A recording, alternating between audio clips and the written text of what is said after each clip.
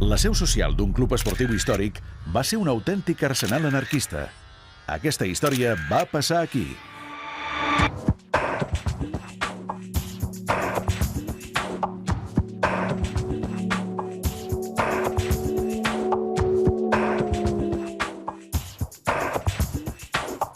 Som aquí, als jardins del Doctor Trueta, on hi ha unes antigues grades que ens rememoren el Club Esportiu Júpiter, que és la gran referència futbolística d'aquest barri, del Poble Nou. Doncs som a l'espai dels jardins del Doctor Trueta. Aquí hi havia hagut l'estadi més recordat pels seguidors jupiteristes, que bé, es va construir als anys 20 i s'hi va estar fins a l'any 1948. Tenia unes tribunes de fusta molt característiques, però de fet no va ser el primer estadi del Júpiter, un club que de fet es va crear l'any 1909.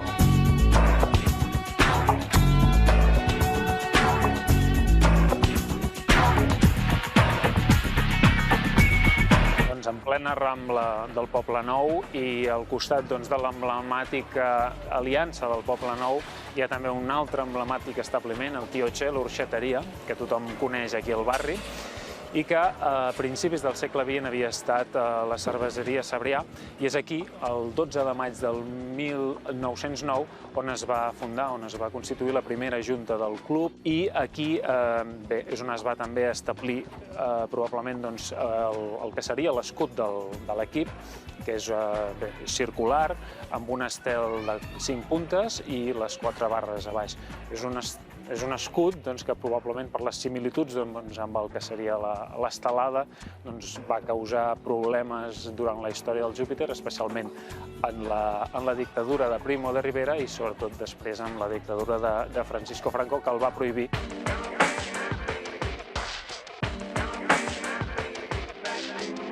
Doncs bé, al costat de l'estadi del Júpiter, al carrer Pujades 276, hi havia la casa d'un important destacat anarquista a l'època, que era en Gregorio Jové, un aragonès. Formava part d'un grup d'afinitat, d'un grup d'acció directa anarquista, que es deia Nosotros, juntament amb una altra sèrie d'anarquistes que tots pràcticament vivien al barri, com el Francisco Ascaso, el Joan García Oliver o el mateix Durruti, que vivia al Clot. Es creu que aquí a casa d'en Gregorio, des d'aquí es va idear la resposta anarquista a l'aixecament feixista.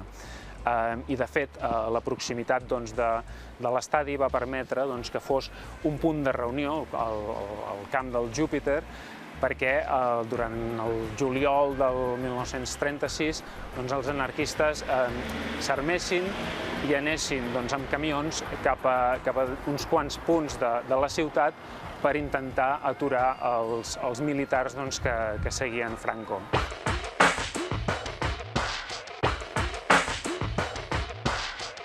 El club, per l'entorn obrer i sobretot anarcosindicalista del barri, també es va convertir, en certa manera, en un cau d'anarquistes.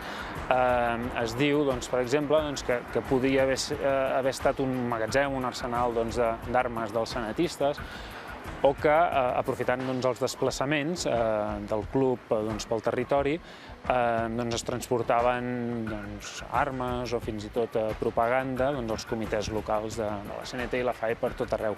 En aquest transport, per exemple, es diu que es feien servir fins i tot pilotes per encabir-hi a dins, desmuntades, armes petitones. És lògic que amb el final de la guerra i la victòria del bàndol feixista en patís les conseqüències. Una va ser el canvi dels colors. Fins i tot hi va haver intents de convertir-lo en un filial de l'Espanyol, com a càstig.